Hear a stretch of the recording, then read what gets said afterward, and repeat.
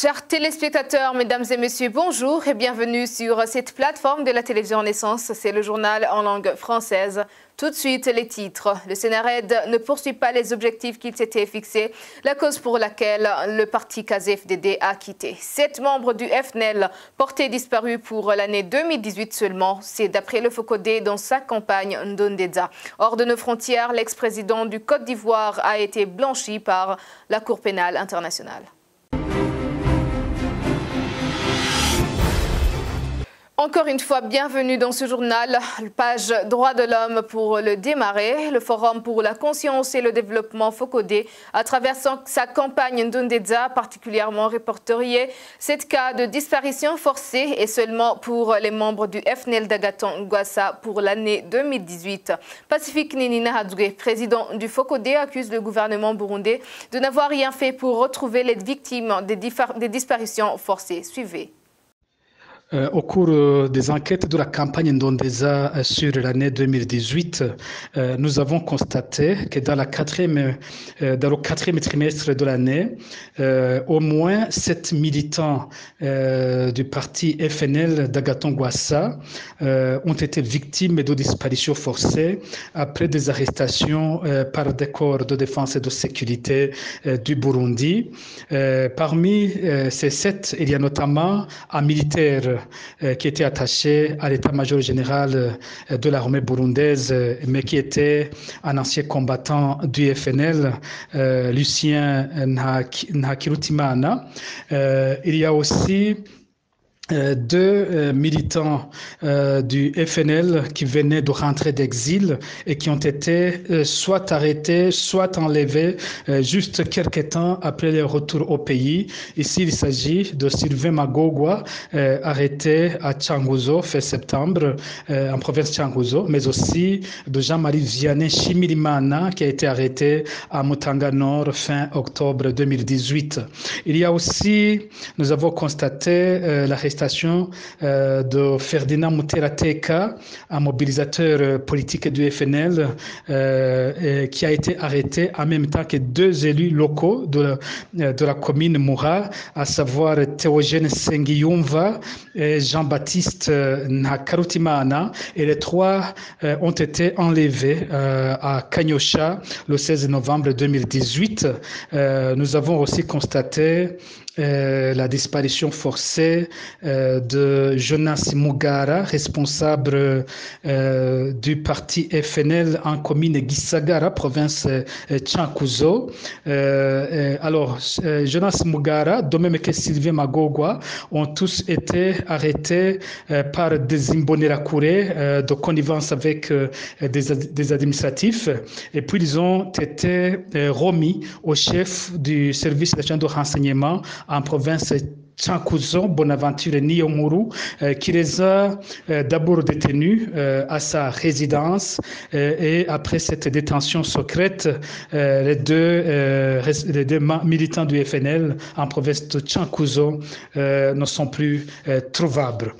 Nous avions constaté que les militants du MSD d'Alexis Nduhije étaient les plus visés, tandis que vers la fin de l'année, ce sont les militants du FNL d'Agaton Ngwassa qui ont été majoritairement visés. Philbert Ninina Hadoué, c'est une autre victime de torture. Arrêté le 28 avril 2015 par Ayoubou, un agent des services des renseignements souvent cité dans ce type d'opération. Il a vu le long de ses 2 tibias brûlés avec des gouttes de sachet et frappé à la machette sur certaines parties de son corps. Philbert a pu s'échapper au moment où il pensait que c'en était fini de sa vie. Suivez son témoignage. C'était tôt le matin. J'allais récupérer la voiture à la station. Ils m'ont alors mis dans la pick-up et ils m'ont bandé les yeux. J'ai su que j'étais à la documentation quand j'ai vu les gens en train de pleurer. Ils m'ont alors mis dans un endroit qu'ils appellent chambre noire. C'est là que Ayoubou est arrivé en criant « Où est le garçon qu'on a amené? Sortez-le, qu'il ramène les fusils qu'ils ont volés aux policiers. » C'était plein de machettes, de serpettes, de trucs pour tuer. Ils m'ont alors ligoté les bras à l'arrière. Ils m'ont dit d'allonger les jambes. J'ai allongé les jambes. Ils m'ont demandé « Tu ne peux pas porter les fusils ?» Je leur ai dit « Moi, je suis un chauffeur.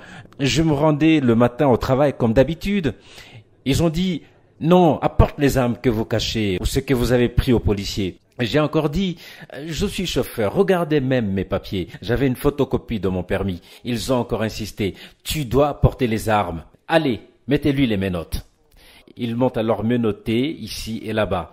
Il a dit « Apportez les sachets. » Ils ont alors apporté des sachets qu'ils ont tordus. J'avais les jambes allongées, les bras ligotés à l'arrière. Ils ont alors commencé à me brûler en allumant les sachets avec une allumette, en égouttant sur moi les gouttes de liquide brûlant des sachets. Pouvez-vous imaginer quelqu'un que l'on brûle ainsi, sans même pouvoir bouger pour se gratter sur la partie qu'on lui brûle? Ils m'ont tellement brûlé que j'ai cru que j'allais mourir. Après, ils ont dit « Laissez-le d'abord parler ». Et j'ai répondu « Je ne peux rien dire, je ne sais rien, et même ces manifestations, je n'en sais rien. J'allais juste à mon travail comme tous les jours. » Ils ont dit « Amenez une machette qu'on lui coupe la tête ». Ils ont alors apporté une machette, ils m'ont asséné un premier coup sur la tête. J'ai alors perdu conscience. Et quand j'ai repris conscience, ils ont crié « Ah, tu reviens à toi, tu avais donc fait le mort !» Il a repris la machette et il m'a coupé ici. Le sang a commencé à couler et je n'ai plus senti mon bras. Ils nous ont alors sortis. Mbonima a commencé à crier « Même si vous dites que personne n'est en train d'être torturé, il y a des gens qui sont détenus et même si vous le niez, on sait qu'il y a des gens qui sont en train d'être torturés. » Et c'est là qu'ils ont pris peur. Ils prenaient certains d'entre nous qu'ils allaient jeter dans des fosses communes et j'attendais mon tour. Je m'en souviens, c'était le 4 mai, les gens étaient venus voir s'il y a des détenus dans la documentation et ils ont dit « Amenez-le à l'hôpital ». Ils m'ont emmené au Prince Régent et je me suis échappé. Page politique pour poursuivre ce journal, le parti KZFDD qui s'est retiré au sein de la plateforme de l'opposition Sénared dit avoir pris cette décision parce qu'elle ne poursuit pas les objectifs qu'elle s'était fixés. Jean Bosco Ndaïkengouloukié, président de ce parti, indique qu'ils ont adhéré dans cette plateforme pour s'associer aux autres politiciens dans la restauration de l'accord d'Arusha. On l'écoute. Nous remarquons que la vision, les objectifs du Sénared comme plateforme ne peuvent plus être poursuivis quand le Sénared ne puisse lui se refonder afin de pouvoir faire face à la nouvelle donne qu'a imposé l'adversaire, c'est-à-dire l'entraînement de l'accord d'Arusha à travers le forcing référendaire de 2018.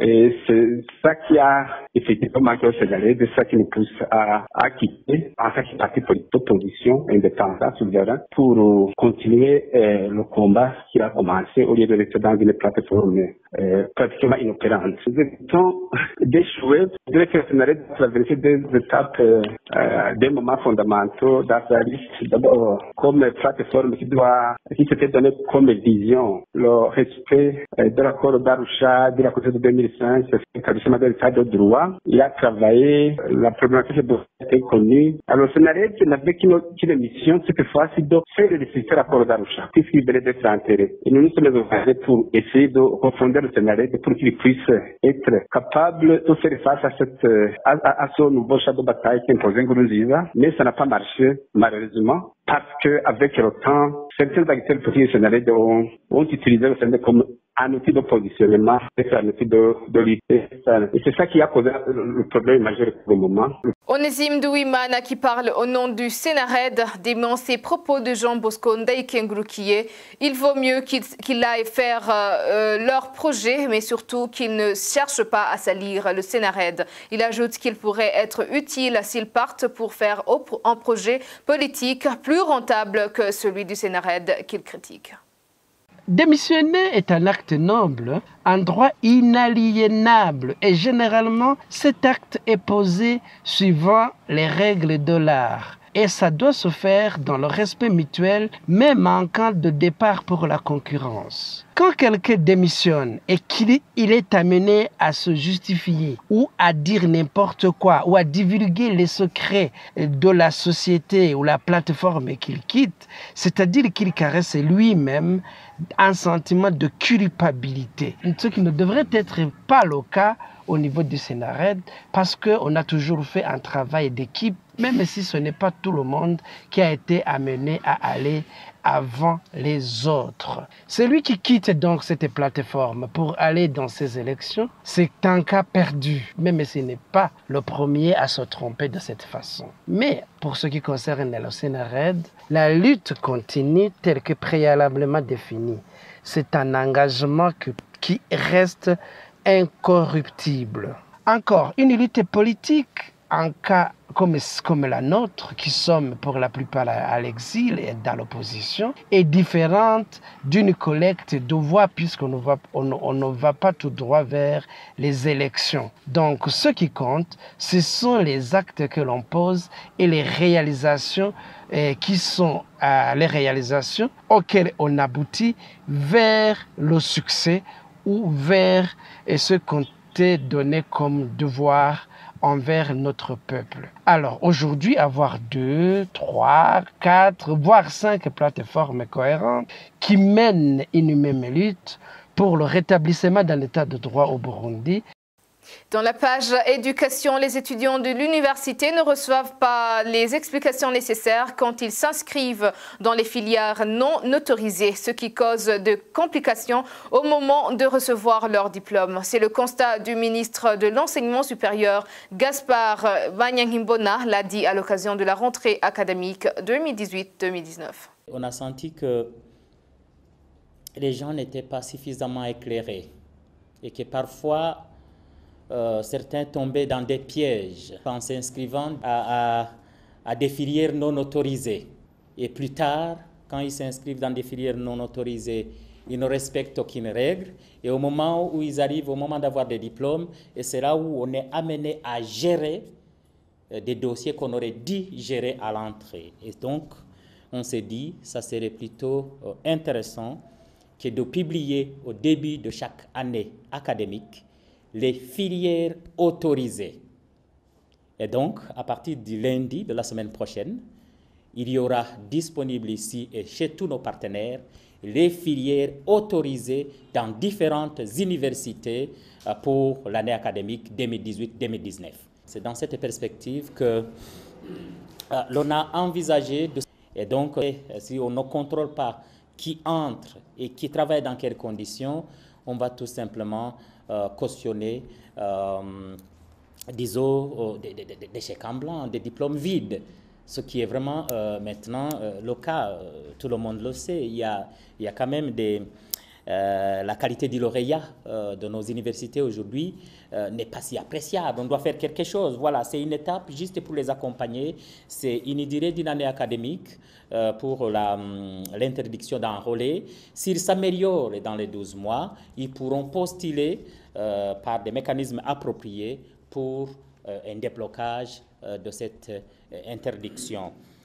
C'est aussi un constat amer que des institutions formellement autorisées tombent tout simplement en faillite et disparaissent sans donner le moindre signe de vie. Et ça, c'est aussi une situation complexe que nous serons appelés à gérer à l'avenir. Mais dans l'entretemps, des institutions qui ont été reconnus par nos évaluateurs comme étant en... Page internationale pour clore ce journal. La Cour pénale internationale ordonne l'acquittement ce mardi à l'ancien président ivoirien Laurent Gbagbo et son ministre Charles Blé Goudé. Les juges de cette cour décident la remise en liberté immédiate de ces deux hommes, mais elle a été suspendue jusqu'à mercredi à 10h afin de laisser le temps à l'accusation de répondre à cette décision historique. Le point avec Thierry. La décision d'acquittement de Laurent Gbagbo et de Charles Blé Goudé a été prise à la majorité des 3 membres de la Chambre. Deux juges, Geoffrey Anderson et Kuno Tarfissel, ont voté l'acquittement et la remise en liberté immédiate des 2 accusés. La juge Olga Herrera, elle, ne les a pas suivis. Cette décision intervient après 14 demandes successives de liberté provisoire refusées et fait suite à l'audience qui s'était tenue le 13 décembre dernier. À La Haye, la décision de la CPI a été accueillie par les cris de de joie des partisans de l'ancien président ivoirien. La mise en application de cette décision a été suspendue jusqu'à ce mercredi 16 janvier. Le bureau du procureur pourra alors délivrer ses observations après ce verdict historique et notamment annoncer sa décision de faire appel, auquel cas l'appel pourra être ou à non suspensif. À ce stade, il est donc difficile de savoir quand Laurent Gbagbo et Charles Bre Goudé pourraient être remis en liberté. Arrêté le 11 avril 2011 à Abidjan et détenu dans un premier état à Kalogo, dans le nord de la Côte d'Ivoire, Laurent Gbagbo avait été transféré à La Haye, dans la prison de Scheveningen, le 29 novembre 2011. Son procès a démarré le 28 janvier 2016. Poursuivi pour crimes de guerre et crimes contre l'humanité qui ont été commis pendant les violences post-électorales de 2010 et 2011, l'ancien président ivoirien a toujours plaidé non coupable. C'est par ici que s'achève notre journal. Merci de nous avoir suivis. À la prochaine édition.